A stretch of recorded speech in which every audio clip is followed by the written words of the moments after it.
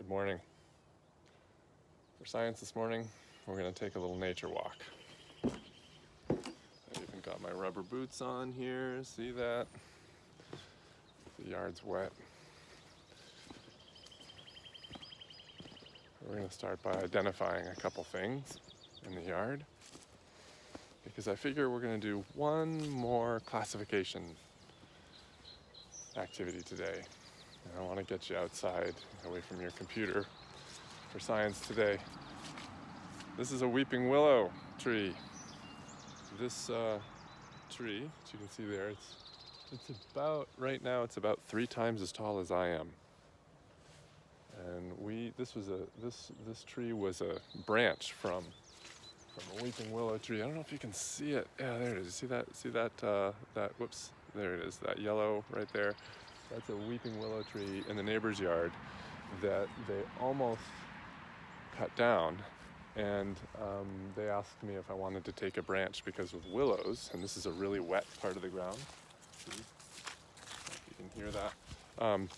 With willows, they require a lot of water and they usurp a lot of water in the ground. So I figured it would be a good place to put a willow tree in this very wet part of my yard, which I often can't even mow until July because of that reason. And so I stuck a branch in the ground and it became this willow tree. That was just, I don't know, about 6 years ago, maybe. I might have that a little off, 5, 6, 7 years ago. And it is 3 times as tall as I am right now, at least. It's way up there. It's a big weeping willow tree. Anyway, so weeping willow tree. If you have one of these in your yard, this can be one of your classification species today. All right, I'm walking over here a little further. Most of you probably know what this is, right? This is a white pine. And the way you can identify a white pine, because there are other kinds of pine in Maine, white pine is the most common though, is that these clusters of needles up here come in groups of 5. I don't know if you can see that. There are actually 5 separate needles in a cluster. And you can remember that there are 5 letters in the word white for white pine, W-H-I-T-E. There you go. Now we can see them right across my face. See that? W-H-I-T-E. 5 letters in the word white pine. That's one you can identify today and classify as well. This tree that I'm standing underneath is, bring this down. These are its little flowers you can see here, and leaves coming. This is a red maple. Actually, this might be a Norway maple. It's hard to tell right now. We have some sugar maples, red maples, and Norway maples. Norway maples are invasive and grow like crazy. So that one is a maple anyway, with its maple flowers. Blackberry bush right here. We have a bunch of, I don't know if you can see these. These are all blackberry bushes. These are going to produce blackberries for us this year, all the way up the hill, all the way up here. Yep. So there's that. Oh, and on the ground, down here, I don't know if we can see that right there. I don't know how blurry that is for you, but these leaves, wild strawberries. Okay, three leaves with jagged edges, close to the ground. Sometimes they have a little bit of red on the outside of the leaves. That kind of gives them away. But in June, when I'm mowing this lawn, there will start to appear, there'll be little blossoms in late May and in June. And then toward the end of June and into July, as I mow this part of the lawn, there'll be wild strawberries all over the place. Little tiny ones, right? But if you ever see those, they're really yummy. They're like candy almost. And delicious when they're ripe. So if before they're ripe, they'll be tart. Okay, another white pine tree. Here's another one over here that's pretty common, you might have in your yard.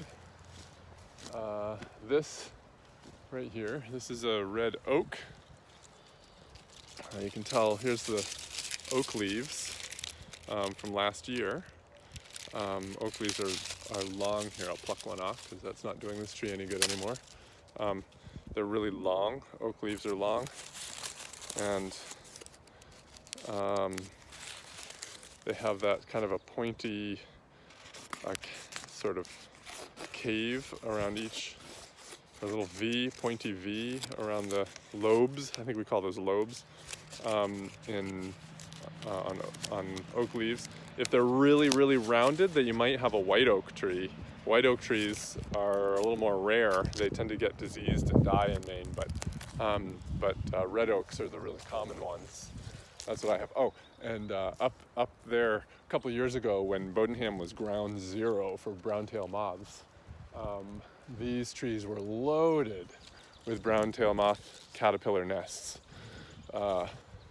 because brown-tails love oak trees. They like oak trees and they like fruit trees. So I know that Bodenham has had a lot of brown-tail moth caterpillar nests lately. They like to make their nests in those leaves. They like to eat oak tree leaves and apple tree leaves and cherry tree leaves. Here we go. Oh, good. I wanted to find one of these. This is a hemlock. Okay, this is a short needles, but they're kind of pointy like a dagger. There you go. You can see how they're not long and straight. If fir needles look very similar to hemlocks, but their needles are much longer, and you can see the stripes on the underside of those needles. Fir needles have those as well, but they don't come to such a quick point as these needles do. And if you see a young hemlock tree, I'm looking around to try to find one. We'll walk this way. The tops of the hemlock trees tend to bend over, tend to lean over like they're bowing. So I like to remember them as a humble hemlock here. I don't know if you can see up at the top of a couple of these right here. This is younger trees. They're bowing. The top of the tree kind of tilts over. So I think they're called American hemlock. Here we go. Here's a fir. This is a fir tree. And they've got much longer needles. See that? How the needles are longer and straighter? That's what fir looks like, F-I-R, not F-U-R. And the top of this tree, if we can get it up there, it's hard to see. I don't know if we can do that. The top of this one sticks straight up. So that's the fir trees they don't have that like humble nature to them. Okay, that's probably enough. My video is almost 8.5 minutes long now, so you have a couple species to go by. If you don't see anything that you can recognize in your yard or that you can identify, you can certainly use one of the ones that I've just pointed out to you to put on your slide. You can sketch, look it up, Google it online if you want to get a better image of it so you can sketch it. So you can either post a sketch or you can post a picture and add it to your science journal. Add it to the Signs of Spring journal. 2 slides, 2 species, classified. All those 7 classifications, you can start with kingdom, phylum, class, order, and go right down to genus and species. I think we leave out family. So have a great day. That's our little nature walk today. Oh, I have to one last thing. I'll show you how my apple trees are coming along here. Look at that. See those leaves? Full leaves. I mean, they're not big yet, but those are leaves. I'm a little worried because it's supposed to get down close to freezing this weekend at nighttime. But I think they'll survive. Those leaves are still young and hardy. Anyway, have a great Tuesday, May 5th, El Cinco de Mayo, and we'll we'll talk to you at Hangouts. All right. I'm also going to do a math video too, so I don't know if you've watched that one yet, but it won't be as long as this one, I promise. Okay, bye.